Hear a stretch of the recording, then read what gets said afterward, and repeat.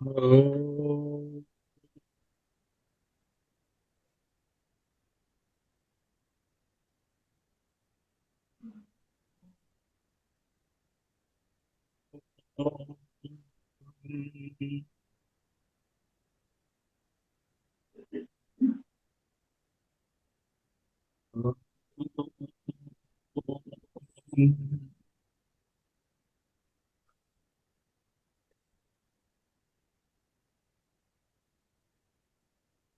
Om. Sahana Bhavatu. Sahano Bhunaktu. Sahaviryam Karavavahai. Tejasvinavadhitamastu. Ma Vidvishavahai. Om. Shanti, Shanti, Shanti. Sairam Arino. Sairam Aunty. Sairam Arino. Can you hear me? Yes. I am using tablet. Can you increase your volume? Because I cannot hear it. Okay, I will try to speak loudly. And can you hear me now? I still it's not. That's the maximum I can speak, Auntie. Can you hear? Cannot increase it?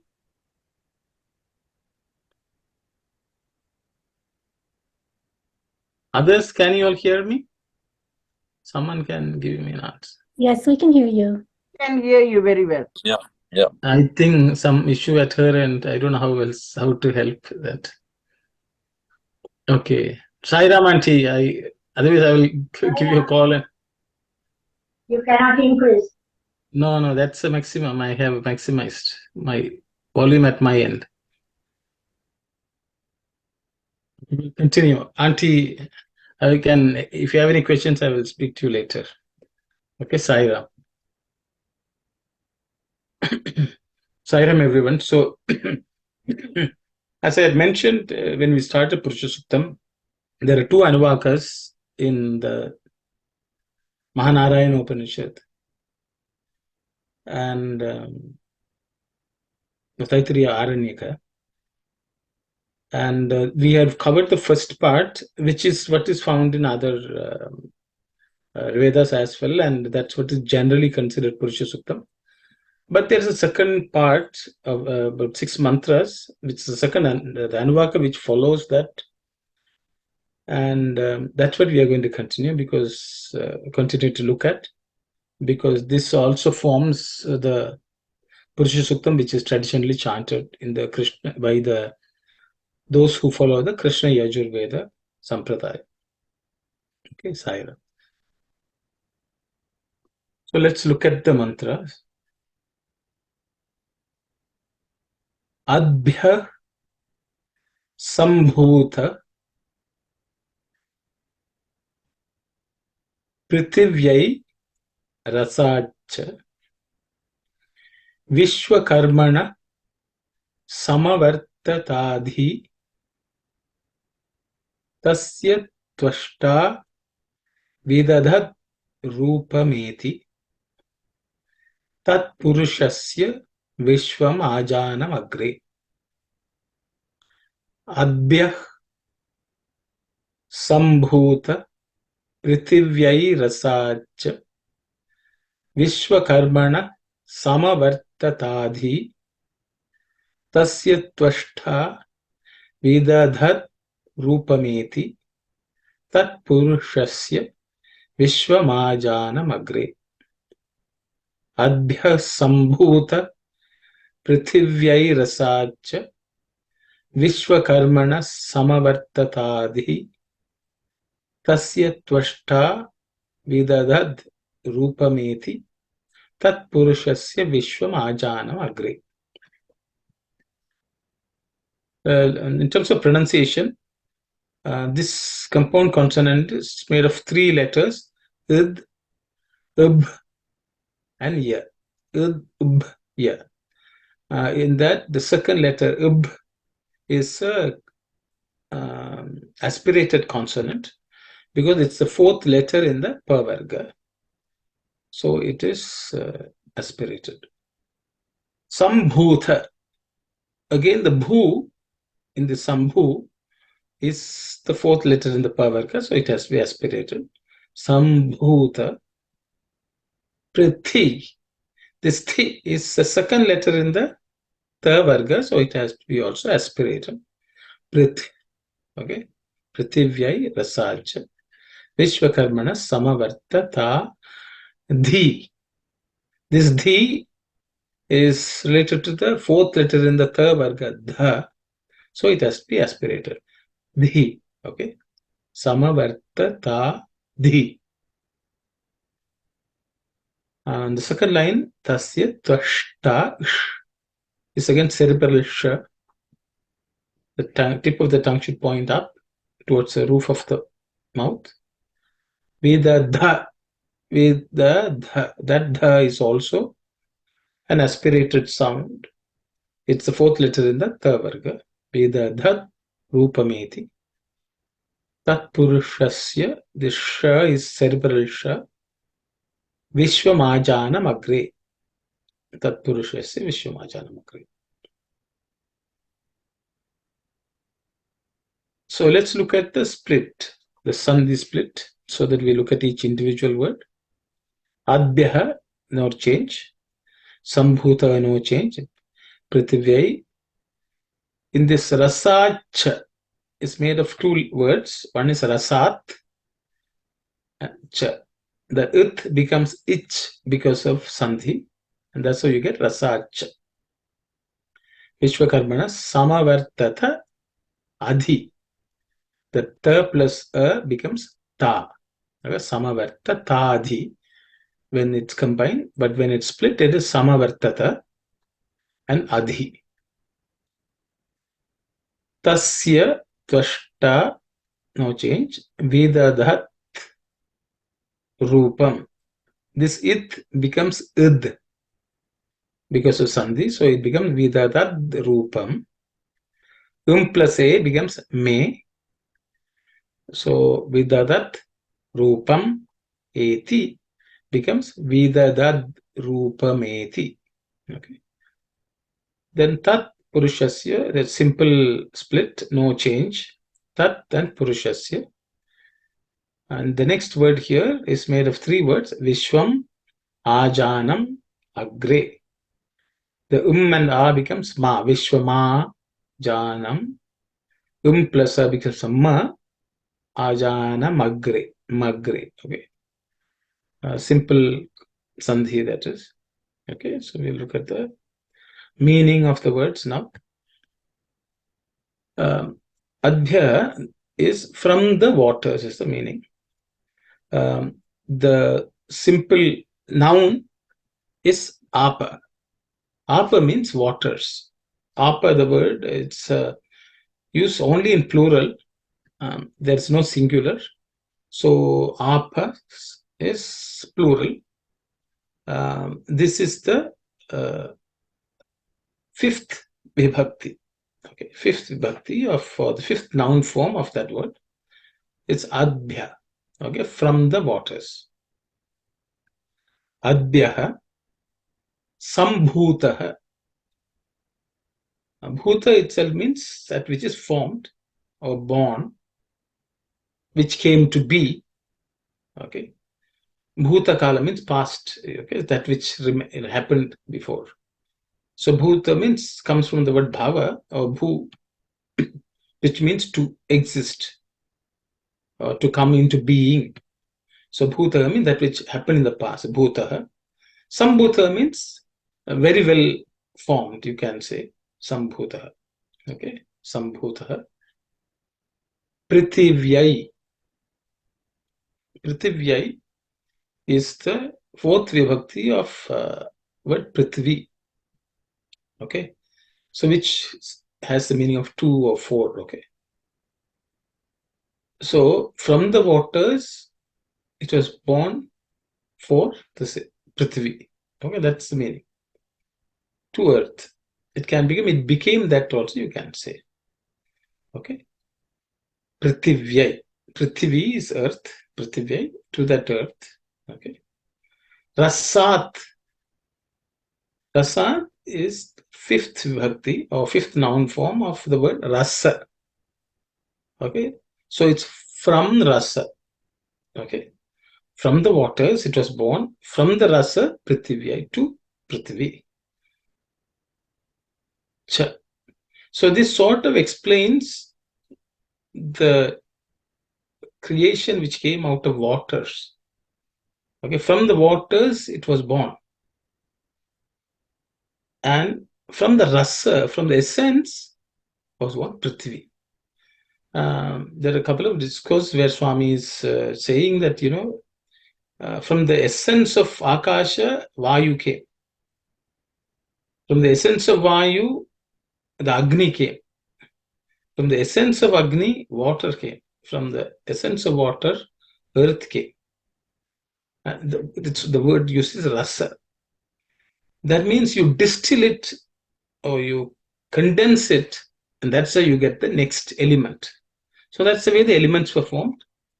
So from the waters was born the earth. From the essence of waters, the earth was formed. Okay. Vishwakarmanaha. So Vishwakarmanaha means, Vishwa means the universe.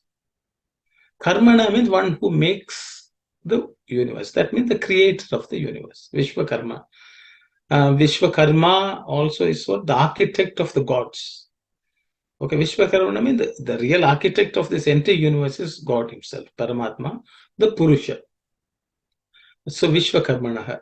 So from that creator, this again, fifth vibhakti or fifth noun form of the word Vishwakarma. Okay, Vishwakarmanaha Samavartata. So all this came from the architect of the world. Okay, from the creator, all this came to be, which came to be, the waters came, the Prithvi came, everything came from that architect of the universe. Because the Purusha is the architect. Everything in this creation came from the Purusha. He made them, and from him he made him.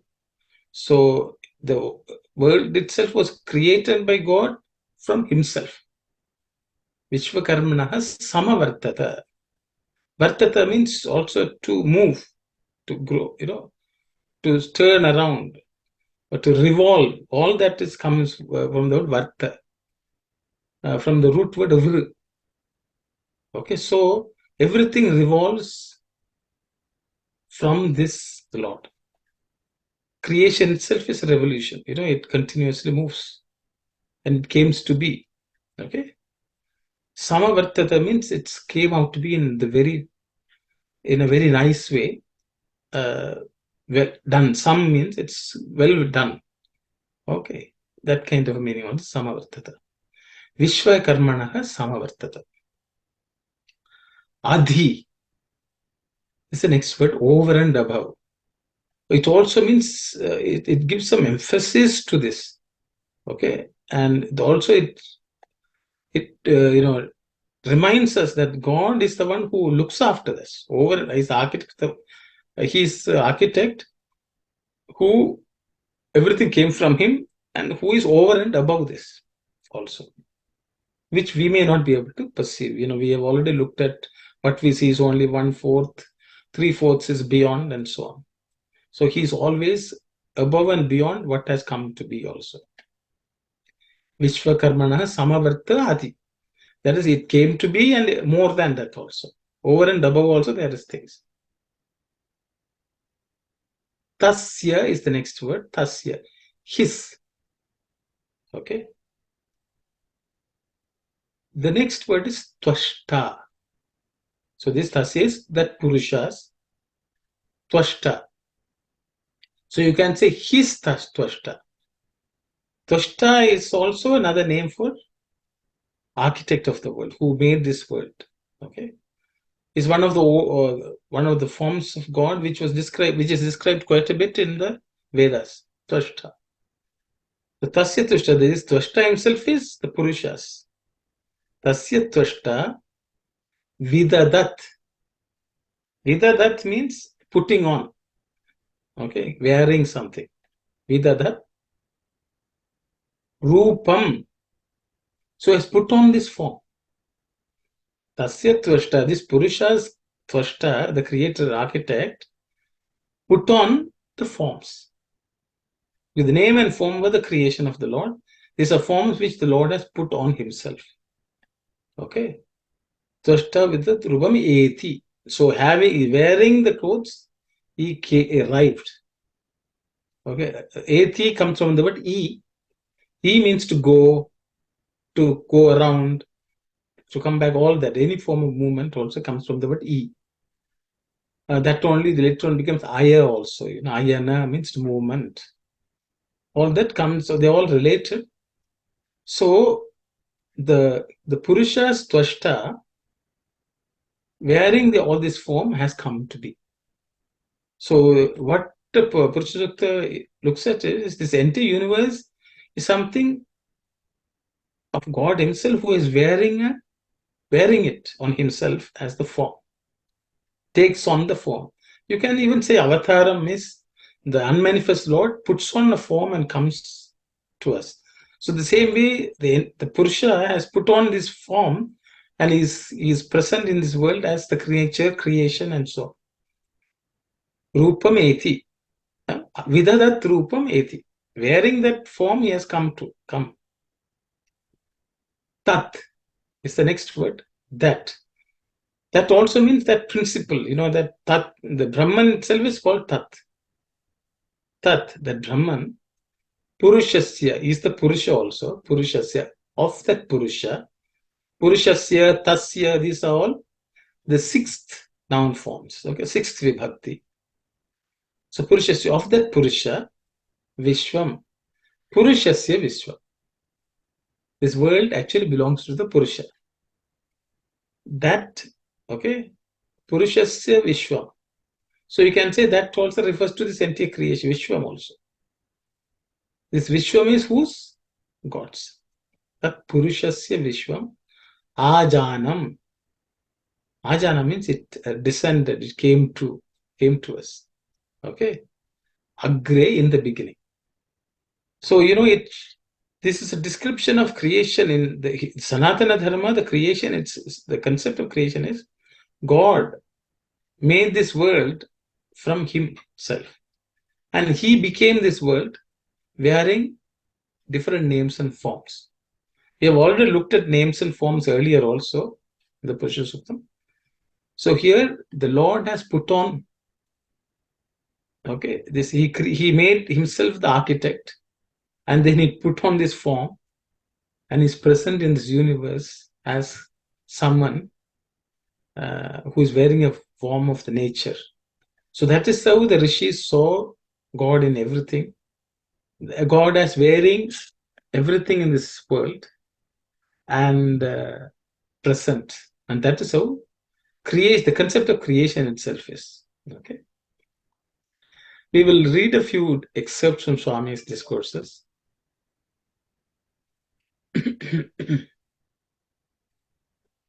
For all living beings on earth, the earth is the basis of life. Prithvi.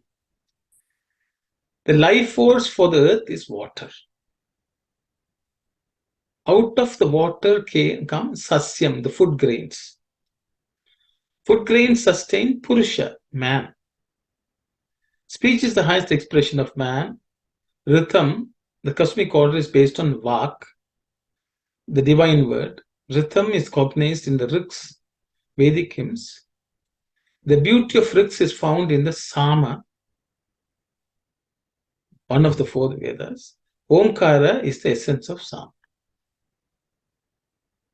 Human existence arises from the divine, is sustained by the divine, and finally merges in the divine. Omkara has three constituents, Akara, Ukara, Makara. The three syllables, A, U, M. Akara represents the vital principle, Prana Tattva. Ukara represents the mind. Makara represents the body. Omkara is the unified expression of Atma, the mind, and the body.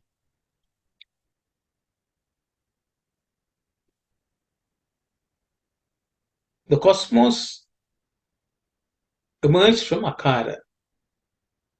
It is the prana, life force. The mind principle came from Ukara. The body emerged from Makara.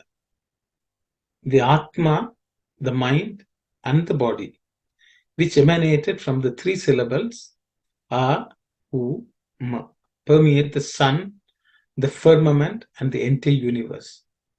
Omkara is the essential basis for the entire creation.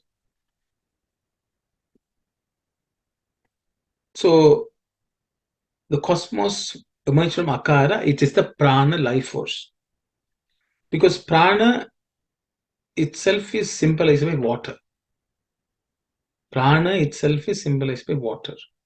Because Swami says in one discourse where if water contains consciousness, okay, life force. So that's why if somebody has fainted, you sprinkle water, because water contains that life force which can be transmitted to anyone.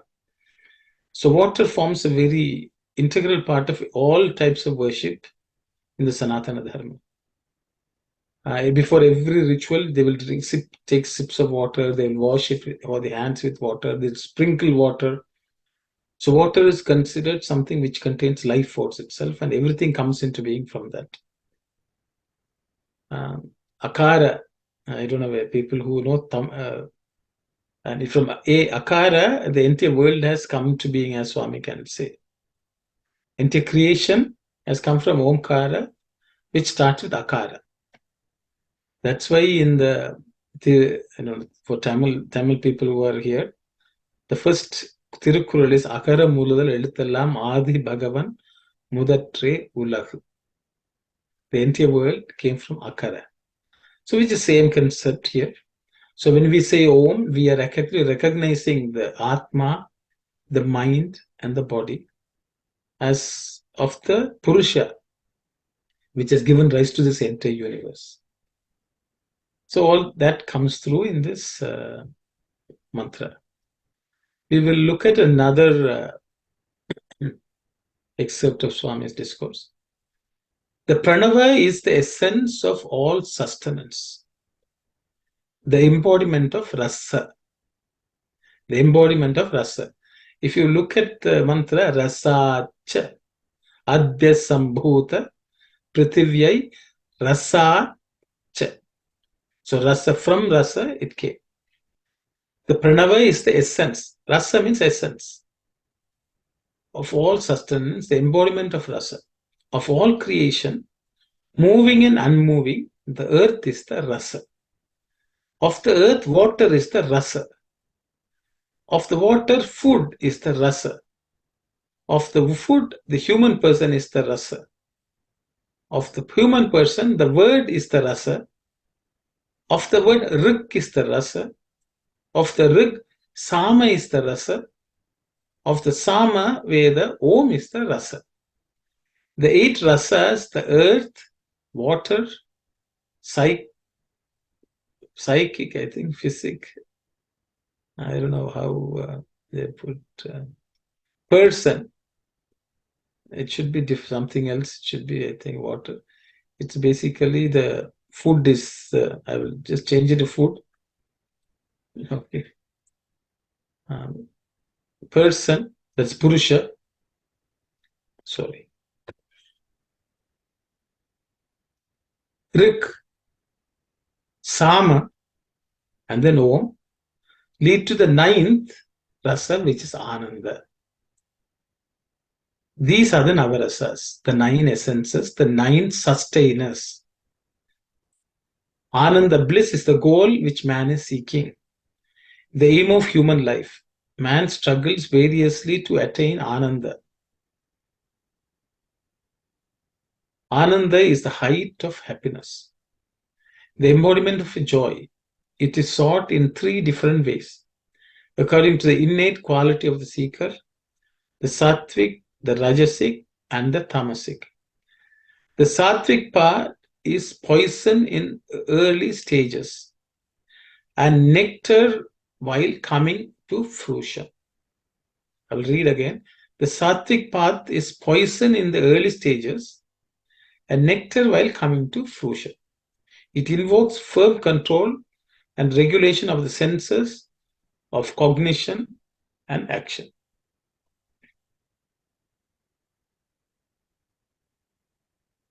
This will be very hard to accomplish.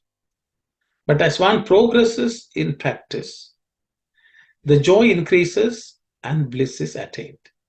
How can such a goal be secured without undergoing hardships? The scriptures say happiness cannot be won through happiness. Na sukad labhyate sukam. Happiness can be won only through misery. Pleasure is but an interval between two pains. To achieve the sattvic happiness that is positive and permanent, man must perforce take on trials and tribulations, loss and pain. This is a discourse from 1981. Yes, Brother Kumar, you have a question. Thank you, Sairam, brother. The one that you, the last statement from the previous page. Yes. You said sattvic path is poison in the early stages and nectar while coming to fruition. You know that concept. I don't know, because I think Sai Baba is teaching physics to me here. Sort of physics here involved. He has cramped everything into that, even from the last one. Excellent. And this one, is he, I mean, I know is he talking about the early stages of Earth? Because at that time, the Earth was poisonous, and then it eventually evolved into, is it, I'm just talking, maybe I'm wrong. I'm just asking, is he, maybe he's talking from that perspective? Because life all started forming eventually, right? Is he talking about that, whether the sattvic time, in the beginning, it was everything is poisonous, then eventually it became. Yeah, so the thing is, brother, everything in Sanatana Dharma starts with something negative. Everything in this world, which starts as something negative, becomes positive. So if you look at the churning of the ocean, you know, the Samudra Mantana is a phenomena, which is an event which is discussed. You know, the Rakshasas and the Devas, they were churning this ocean. And what comes out first is poison. But you keep on churning, the nectar comes out. So that symbolizes everything in this world, which you are correct. Even in the world, when it came to be, it was such an inhospitable environment. Everything was poison. But from that poison, something good can come out. That's why we also worship lotus. Lotus comes from the mud, from, you know, some filth. But it comes out as something very beautiful, unattached by that. So any negative situation in this world, we should not be, that is also part of the design. In sadhana also, Swami says, the regulation and control which you have to put through yourself is very tough, very difficult. But at the end, something good comes out. For example, if you are going to study something, it's such a hard work to study anything, you know. Children will struggle. They will think it is something which is very painful. But one keeps at it, then what comes out of it is knowledge. So this world is created. That's why Swami in the next paragraph says, na sukad labhyate sukam. Only when from lack of happiness, happiness is born. So everything is born from something else, which is also, so if you look at every single phenomenon, there will be pain and pleasure is the end. These two, sukha and dukkha, is a natural phenomena. But the whole problem is we only want half of it, not the other half. But without that first half, the second half cannot come into being. That's the way entire world is created. Just the way you told about the creation of the world. Initially, it was all poisonous. It was poison. That cycle of life is based on that. That's my understanding, brother. I hope, I don't know whether I answered your question or not. No, you're right, because we are doing Sri Rudram reciting, and how hard it is, we know in the beginning. Thank you. So everything Swami says, Even bitter substance, when you put it in the mouth, it will be initially bitter. Like, that's why the word, the gooseberry, nellikai, they say, initially when you bite, it is not so tasty, but you keep it in your mouth and chew and it becomes sweet. So that's the way, all good things, all sattvic things are very tough in the beginning, they bear fruit at the end. The Rajasic and Tamasic are very sweet in the beginning, but end up in pain later. You want sensory pleasures and all that. They will lead to pain at the end. That is the nature of Tamasic. Whereas Rajasic, it's difficult in the beginning, pleasant at the end. So this is what Swami is talking about. So after all, the quest for Ananda comes from earth to water. So that is like a evolution of this process.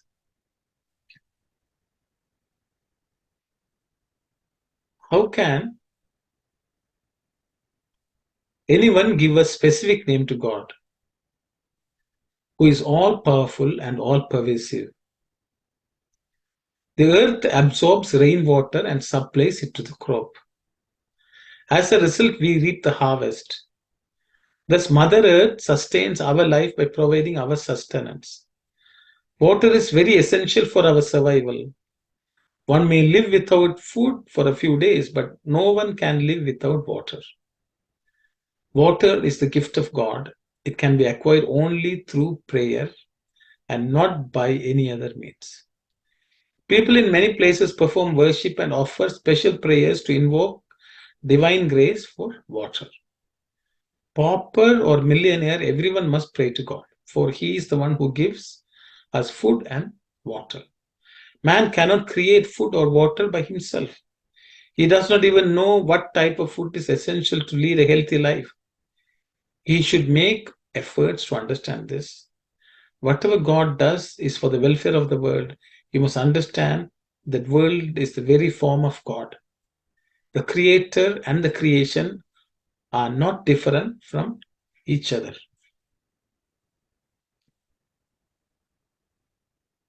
One should not worship God for the fulfillment of worldly desires. One should pray to God to attain Him. He showers His grace on the devotee and gives the devotee everything they require.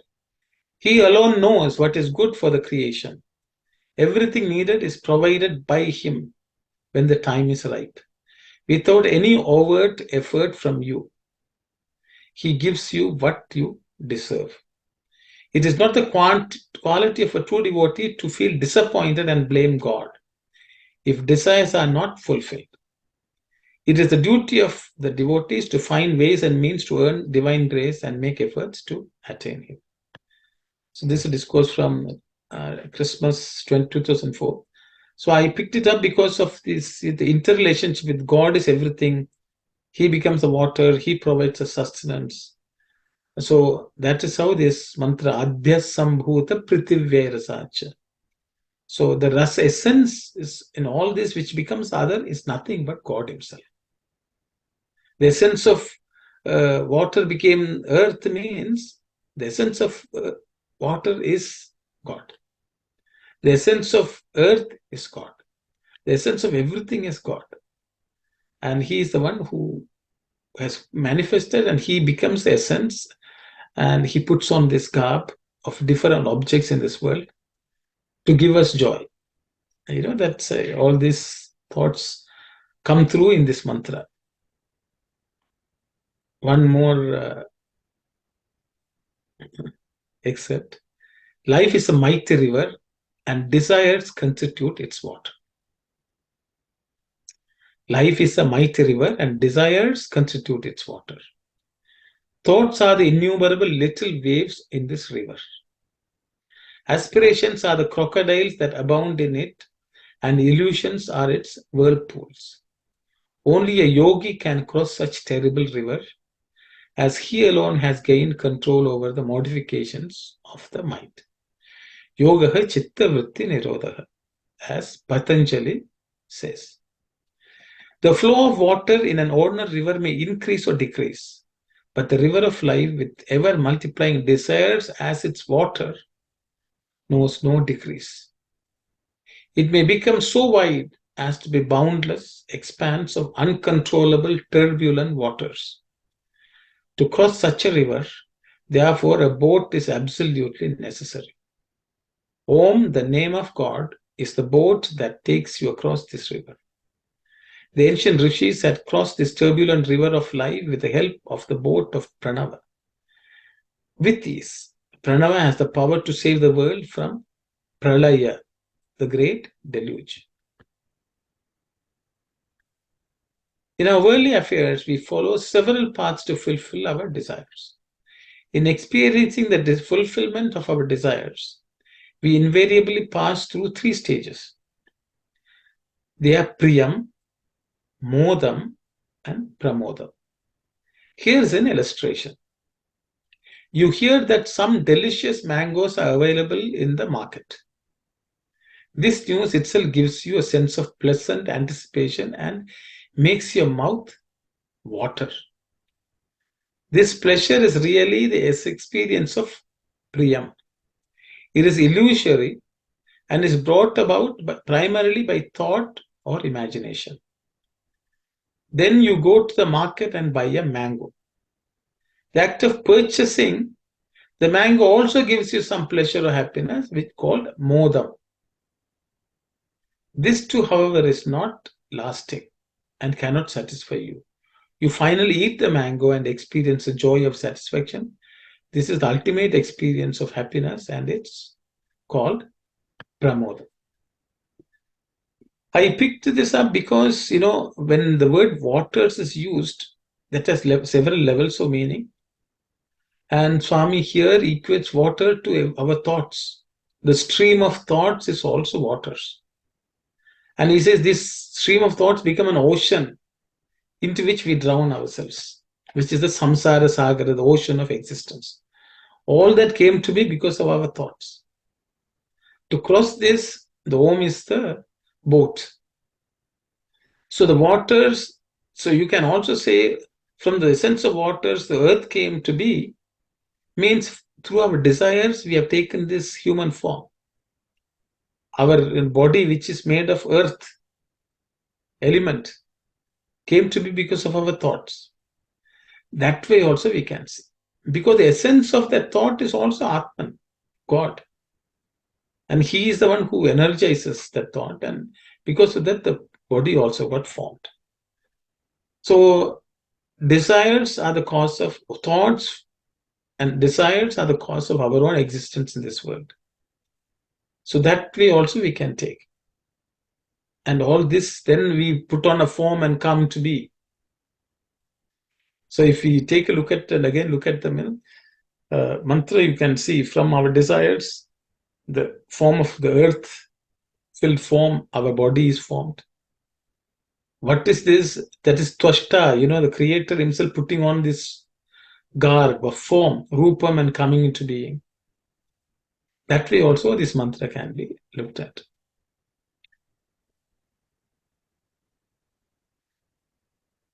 We'll be doing, I think after this mantra pushpam is what we had discussed. There also this concept of waters will come, but we'll look at it detailed there. We'll go to the next mantra. Vedahametam Purusham Mahantam Adityavarnam Tamasaf Parastat Tamevam Vidvan Amritaiha Bhavati Nanyaf Panta Vidyate Yanaya. Vedahametam Purusham Mahantam Adityavarnam Tamasaf Parastat Tamevam Vidvan Amritaiha Bhavati Nanyaf Panta Vidyate Anaya. Vedahametam Purusham Mahantam Adityavarnam Tamasaf Parastat Tamevam Vidvan Amritaiha Bhavati Nanyaf Pantha Vidyate Yanaya. Actually, you have come across these lines in the previous last week also, I think there was a question about Aditya Vardham Tamasastu Pare is what we saw. And I think that time I was asked the question about Parastat. So as you can see, so this line actually is, there are two sets of mantras in the previous class, if you had looked at, I think 16 or 17. The Veda Metam is the first line on one mantra, and Tamevam Vidvan Amrita is the second line in another mantra, subsequent mantra. But some of the words are slightly changed. Tupare has been replaced by Parastat. And Vidyate Ayanaya Vidyate is also coming. Otherwise, it's the same. But anyway, I will quickly go through the word split and the meaning, because it should be similar to what we have already gone through. Vedaha metam Purusha Mahantam. Veda aham etam. Okay, Vedaha metam. Veda aham etam. Vedaham ahametam. Vedahametam. So 3 words combined to make Vedahametam. Purusham Mahantam, no change. Aditya Varnam, no change. Tamasar Parastat, no change. Tameva Midvan Amrita. So there are 4 words which form that. Tam, Evam, Vidvan, Amrita. Tamevam Vidvan Amrita. Tam plus Evam become Tamevam. Evam Vidvan, no change.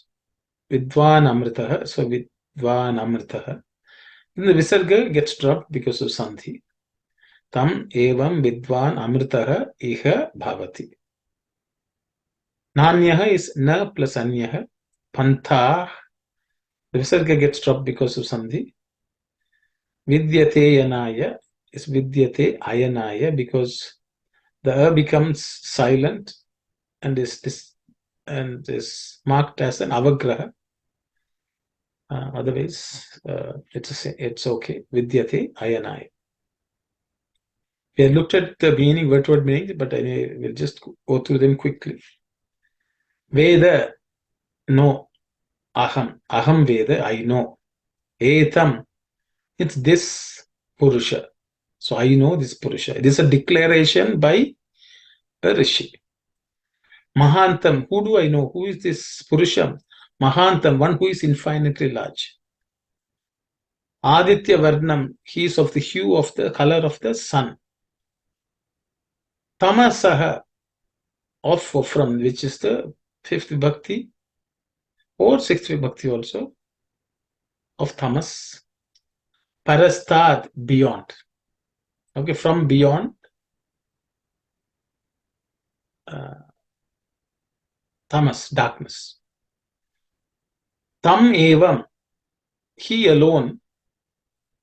Vidwan, knower. Amritaha, iha bhavati. So who knows him alone? Whoever, okay, the person who knows him alone will become immortal here itself. So a person who comes to know of this Brahman, this Purusha, will become immortal here itself. In this world, he will become immortal. Na anyaha, no other. Na, no, anya, other. Pantaha, path. Vidyate, exist. Ayanaya, for way forward. So there's no other way forward to bliss. Already we have looked at Ananda, so that's the ultimate rasa. That journey to the rasa is, that last is bliss. Navarasa Swami described. Prithvi, apas, sasyo, the plants, and so on. Okay. Purusha, Rik, Sama, Om, Ananda. So these are the 9 essences, Navarasas. Ananda is so to get to that point, the only way we can do is to know the Purusha, who is the essence, who is beyond darkness, beyond ignorance. So these thoughts come, I will just I put one excerpt where you have already looked at a few excerpts. This is a discourse excerpt from another discourse. Arise, awake, and achieve your goal. O people in the sleep of ignorance, Uttishtata, Jagrata, Prapyavaran Nibodhita. Okay. So this instruction comes in an Upanishad called Kathopanishad, where Yamaraja is teaching the Nachiketas. Uttishtata, Jagrata, Prapyavaran Nibodhita. So the thing is, this is the word, it's the Uddishtata. Uttishta means you tell one person, you stand up. Uttishtata is actually for many of you the instruction. So it's not only Yamaraja gave Nachiketas, he is actually giving this instruction to everyone, looking at all of us. Uttishtata means awake. Jagrata, okay, rise. Uttishtata means stand up, get up. Jagrata means be awake, be vigilant. Prapya varan nibodhat means search for someone. Prapya varan means some higher person, and learn. So this is the declaration. Witness the divine effulgence for yourselves. We have seen him. Where? God is present inside, outside, everywhere. Antar bahischa tat sarvam vyapya narayana sthita. And this Swami is quoting from Narayana Suktam. Antar bahischa tat sarvam. Inside as well as outside, in every way, God is spreading far and wide. Okay, he remains. Do you know how God looks? It is impossible to describe that great person, brilliant like the sun. Vedaha Vedam Purusham Mahantam. I think this. It's okay. Purusha Mahantam Aditya Varnam Tamasaf Parastat. They have not translated it okay, so but I will just leave it. Okay.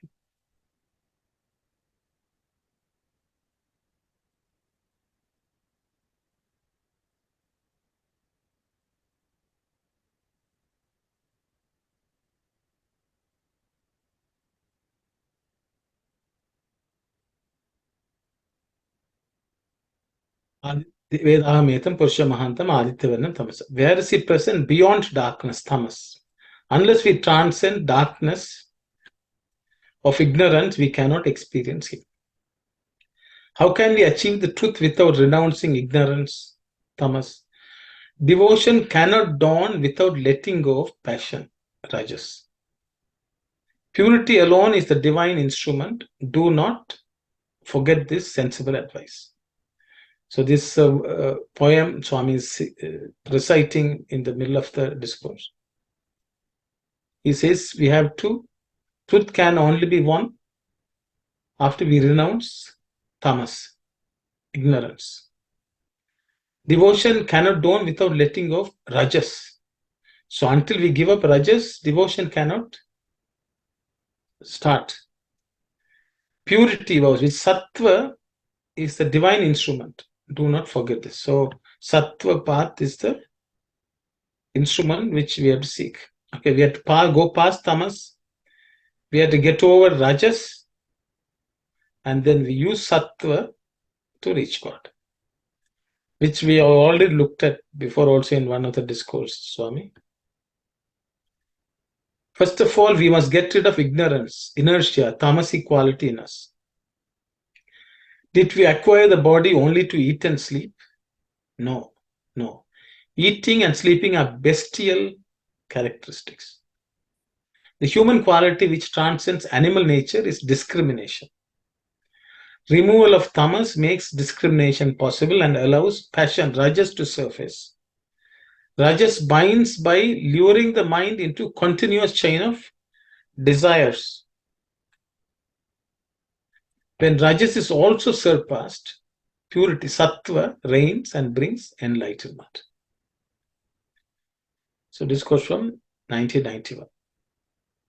So this tamas of parastat means we have to go past tamas, we have to go past rajas, and then we'll find the Brahman, Purusha. Yes, Sister Aruna. Brother, when you go to the previous page where the devotion is, they are saying about the rajas. Why devotion is connected with the rajas there? Devotion cannot dawn without letting go passion. Then why the devotion was related to that?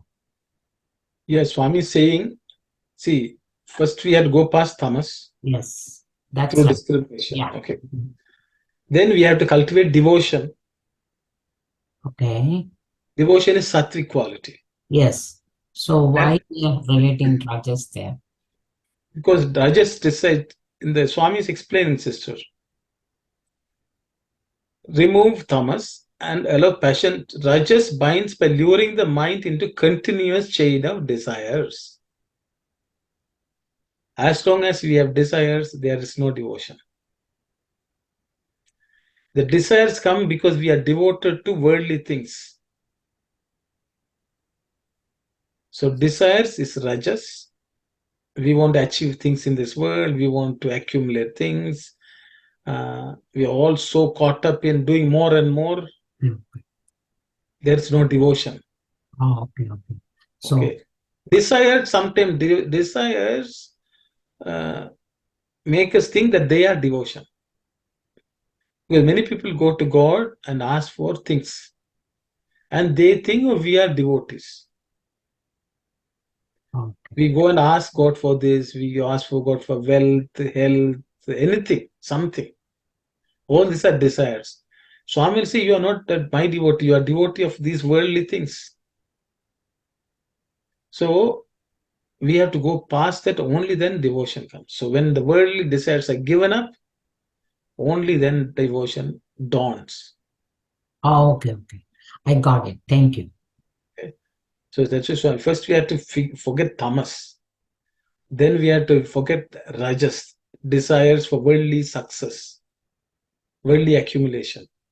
To You give develop that the up also, only then devotion starts. okay. So that should help us decide whether we are devotees or not. That's Swami is telling this. These are all related to the Purusha Suktam is telling us why this world, what is this world made of, who makes this world. All this is a reminder for us. That's why the rishis went past all this. They looked at the rasa, essence of everything, and they found that is Purusha. And then that is going beyond the external. And then they declared, Vedaham etam Purusham. Now we have seen or known this God, known this Purusha. Okay. So the all this is when Swami, it is tamas of parasat, Swami is explaining. Go past tamas, go past rajas, and then you can do Thank you. sattva. I got it. Yeah, thanks. That's where God is.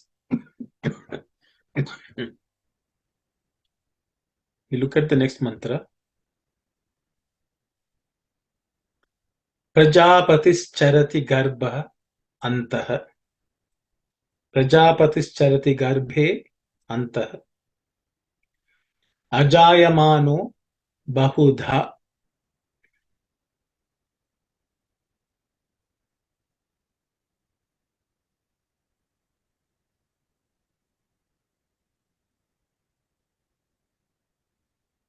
Ajayamano bahudha vijayate. Tasya dhira parijananti yonim. Marichinam padamichanti vedasah.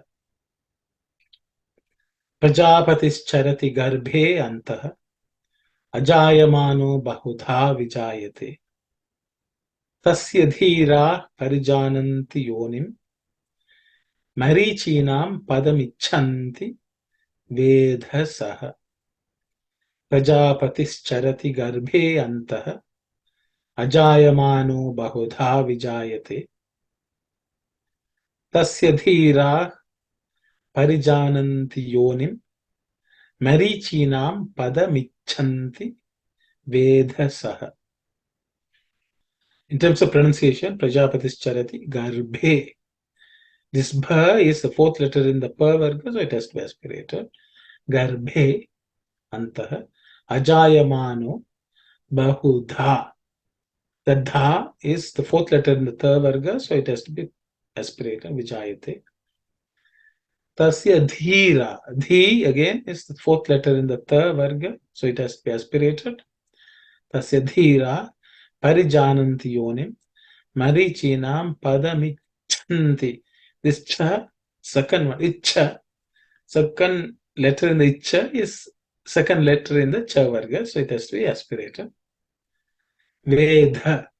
Saha. Vedha again is the fourth letter in the tha varga, so it has to be aspirated. Vedha saha. Let's look at Sandhi. Prajapatihi charati becomes Prajapatis charati because the Visarga becomes Ish. Visarga becomes Ish, so it becomes Prajapatis charati. Garbhe antah, no change. Ajayamanaha, the Naha becomes no because of Sandhi. Bahudha vijayate. Tasya dhira parijananti yonim, no change. Marichinam padam ichanti, plus e becomes mi. Padam ichanti, it's a simple sandhi, vedasa. So those are all the splits. We'll look at the word to word meaning. Prajapatihi. Patihi means Lord. Praja means all the beings, human beings, the entire all the population. Prajapatihi. Praja means the Lord of all the people. All the beings also you can say, because everything is Praja means whatever is born from that Lord. All that is born is Praja. So all the beings which are created and which are come into being are Praja. Prajapati is the Lord of all the beings. Charati. Charati is to move. Chara, it's a present tense, moves. Prajapati hi charati. So the Prajapati himself is moving. Okay, he's moving. Where is he moving? Garbhe, in the womb. Garbhe is the seventh vibhakti or seventh round womb. That means in the womb. Okay. So in the womb, where antaha, inside the womb. Antaha means inside. So the Prajapati himself is moving in the womb. Okay. So the Lord himself is the one who is moving inside every womb of creation itself. Okay. Ajayamanaha. Ajayamanaha means one who is birthless. Jayamana means one who is full of birth. Jaya is to born. Mana comes from the word mat, matu pratyaya means that who is full of being born. Ajayamana means who is opposite of that, who does not have that. So that means God who is actually birthless. He is never taking birth. But still he is the one who is inside the all the wombs of everyone. He is present. Bahudha vijayate, he is born. So this is a very confusing concept. God who is not birthless, who is birthless, he is born as all these things which we see. In many ways he is born. So God who is birthless is born as everything in this world. Okay. The reality is he is always there. So there is nothing to be born. He is in everything. Whether anything newly formed, the world, in the external world, things may be looking as if they are formed newly. But he is present. If you take the Purusha as the entire universe, the different molecules form different shapes and forms, and we see different things in this world. But the elements are still the same. The elements come together to form different objects. So they are not born. They just reconstitute themselves into something else. For example, we eat food, that food changes into our cells. But the elements in each of those food which particles have gone has not changed. The atoms are still the atoms, but they form different forms. So the atom is never born, but atom is within everything else in this world. Same way, God is in everything and he is never born, but he manifests as all these different things. Bahudha vijayate. Ajayamanaha bahudha vijayate. One who is birthless is born as many, manifests as many. Tasya, of his is the sixth vibhakti, is dhira. Dhira means wise ones, people who know. The wise ones are dhiras. Parijanantim. Jananti means knowing well. Knowing. It's a plural word. Jananti, knowing. Parijananti means very well. They know it properly. Dhira parijananti tasya yonim. Tasya means his yonim. Yoni itself is the source of creation is yoni. The source of something coming through is yoni. Okay. So this dhira jananti, parijananti, they know it very well. What do they know? Tasya yonim. That his source of creation. Okay.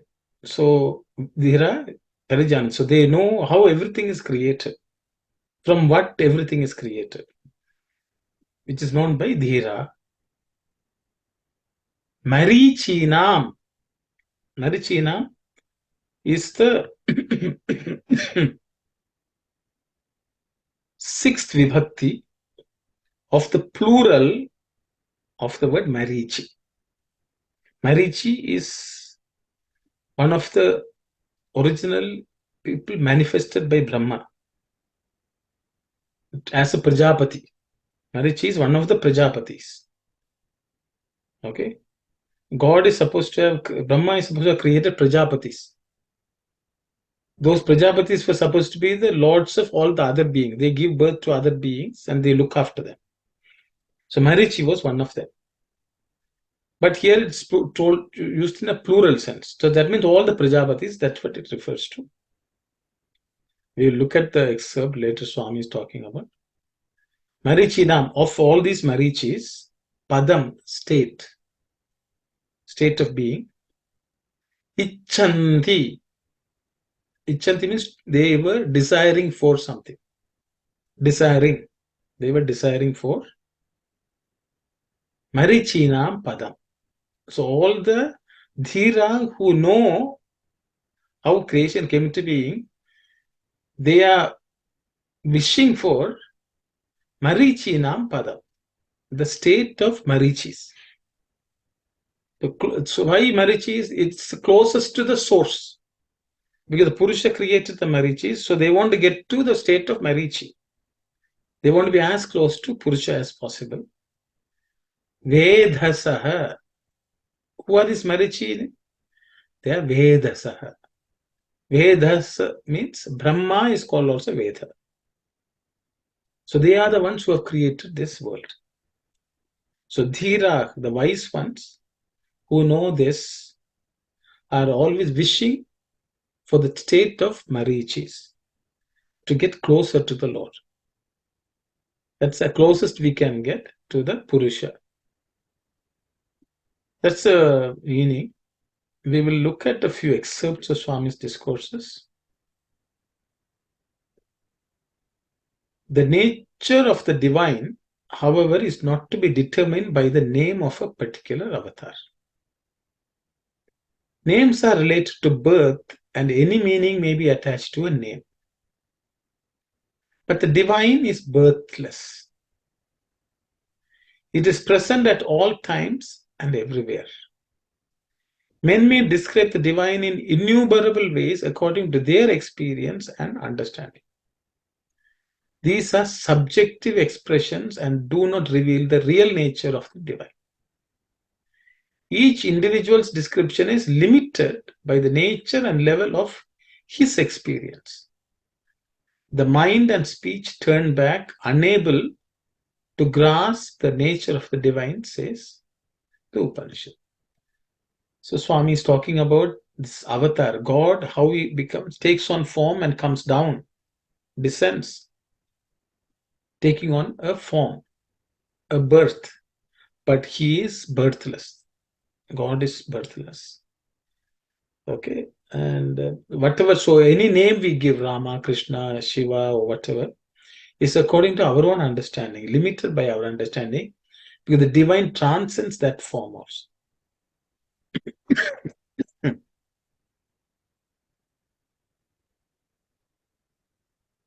Another excerpt, the Lord intent on the regeneration of the world communicated Vedas through Hiranya Garbha. We looked at Garbha. Okay, the Garbhe Antaha. We can also say Hiranya Garbha is also that. Who in turn passed them on to his 10 mental sons, Manasa Putras, including Atri and Marichi. From them, the Vedas spread among humanity, handed down from one generation to another. As time passed, and ages accumulated and continents moved, some Vedas got lost or were neglected as too difficult for comprehension. And only 4 have survived into modern times. These 4 were taught in the Dwapara era Yuga to his disciples by Veda Vyasa, the greatest of the exponents of the Vedas. So Swami is talking about this in the Upanishad Vahini, chapter 2, where he's talking about Ishavasyam Upanishad. Ishavasya Upanishad.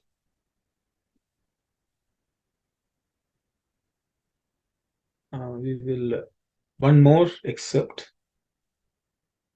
This one, Ramakatha Rasavahini, where Dasharatha is, they are talking, Dasharatha and Janaka meet for the first time and each one is talking about their lineage. So Dasharatha is saying, so then Dasharatha rose and said, Janaka, for the Ikshvaku dynasty, the sage Vashishta is God on earth. He is our supreme preceptor. He can speak with full authority on the tradition of our dynasty. Dasharatha sat down, and Vashishta stood before the assembly and spoke. Royal sage, listen, all those who have assembled. Brahman, the unmanifested supreme, the eternal, the pure, created Marichi through the exercise of his will. Marichi's son was Kashyapa, whose son was Surya. Surya's son was Manu. Manu had a son named Vaivasvata Manu. He ruled over the world and earned the appellation Prajapati. A son Ikshvaku was born to him, who was the first overlord of Ayodhya. So the dynasty itself came to be called the Ikshvaku line. So I picked it up because Swami is mentioning about Marichi being born. Okay. How the unmanifested, the Lord, out of his will, created Marichi. So in this previous mantra, we have Marichinam Padamichanti, all the Dhiras, the wise ones are wishing to get the status, so state of Marichi, who is the one who was manifested by Brahman, the sheer will. Okay, so that's because ultimately our journey is to go back to our source, from where we came.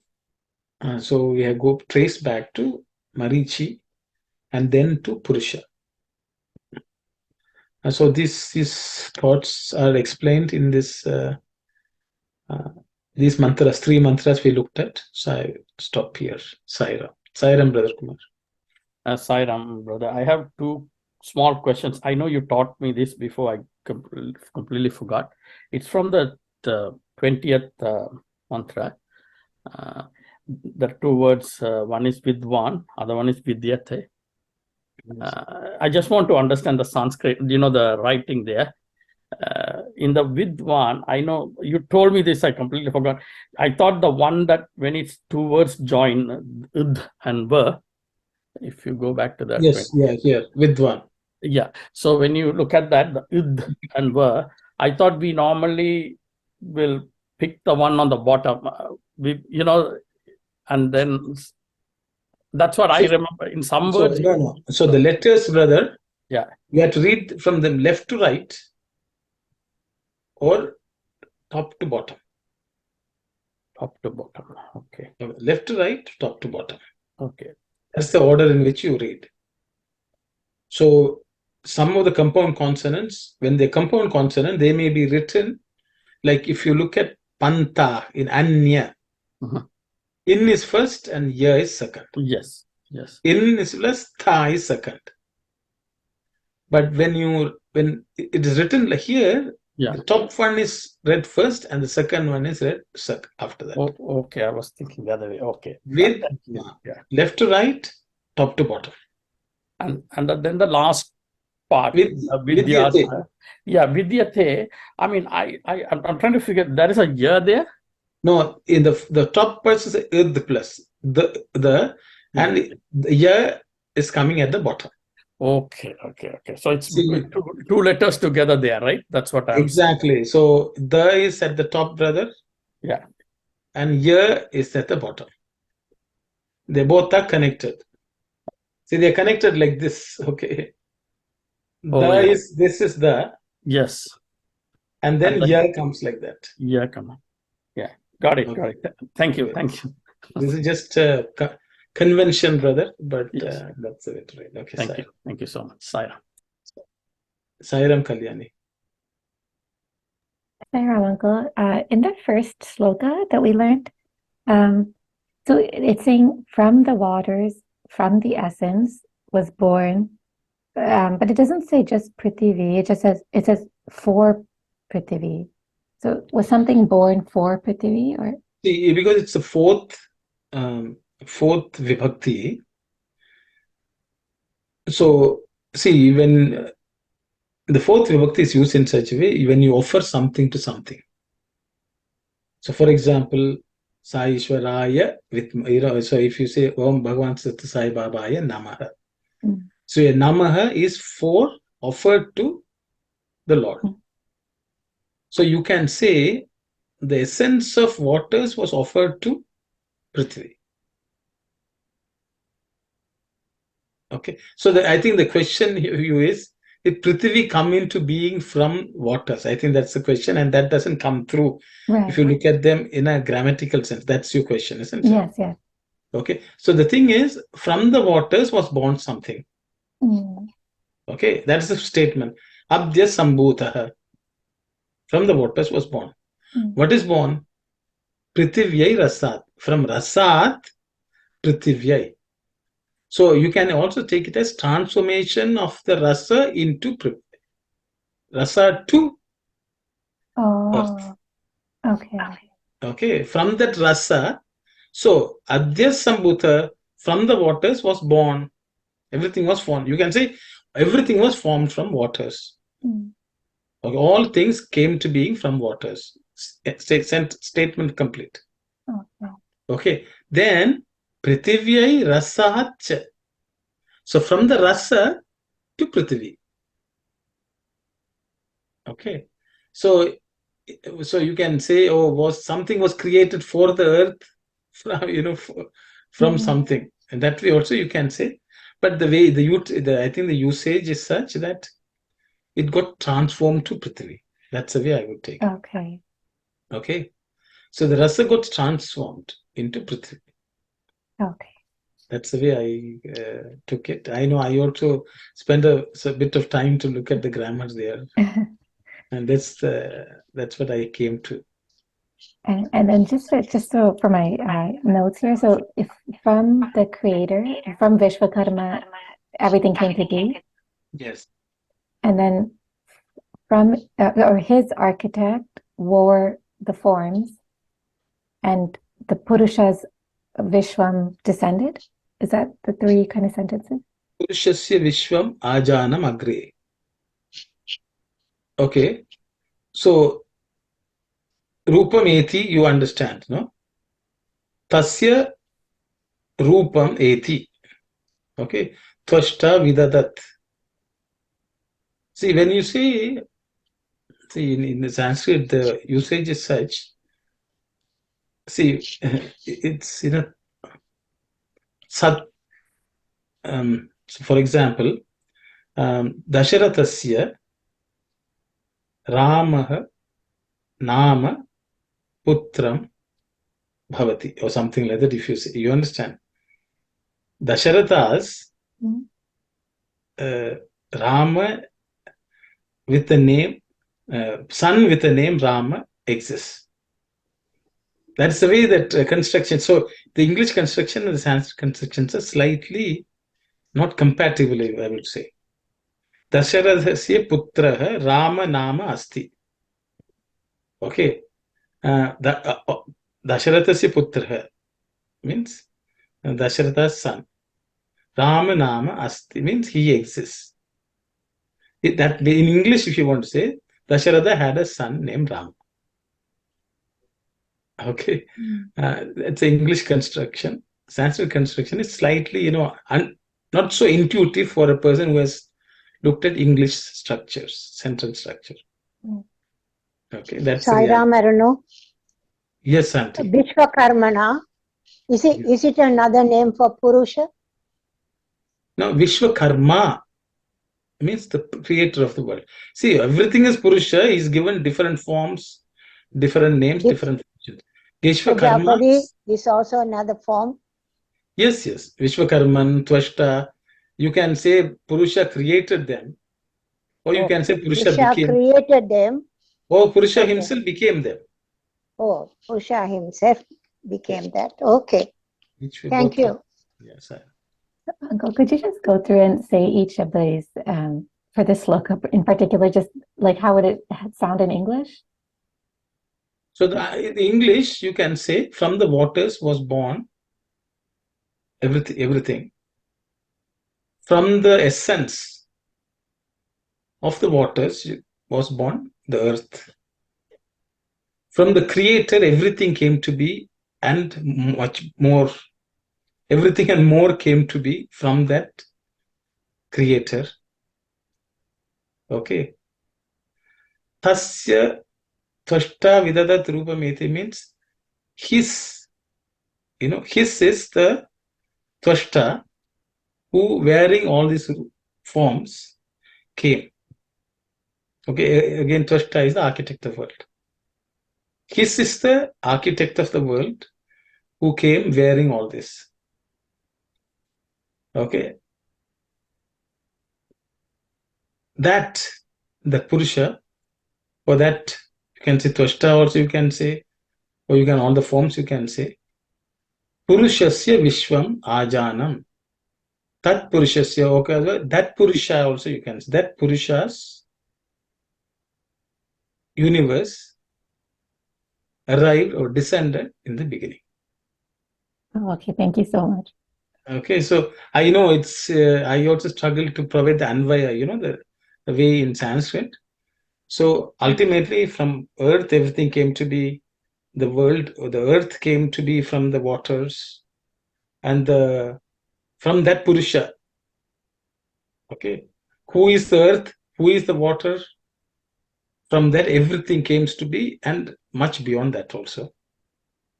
And his architect wore all this and came with all these forms. And this entire universe thus descended at the beginning. Okay. Right. So it is, that's why Purusha Sukta is considered as something which talks about the creation itself. Mm. Okay. Thank you. after all, I think the ultimately simple one sentence, everything in this world is created from the essence, which is Purusha himself.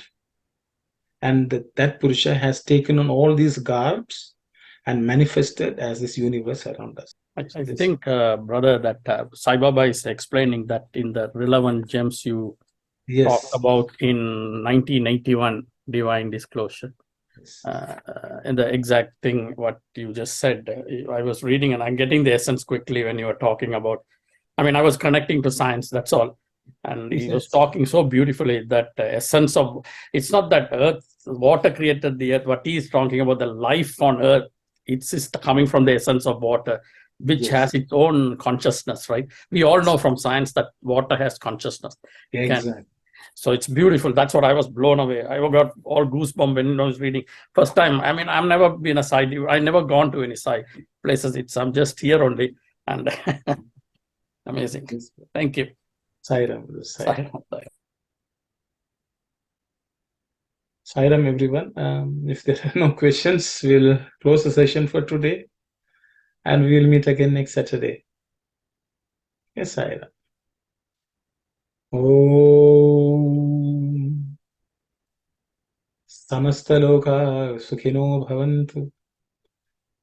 Samastaloka Sukhino Bhavantu. Samastaloka Sukhino Bhavantu.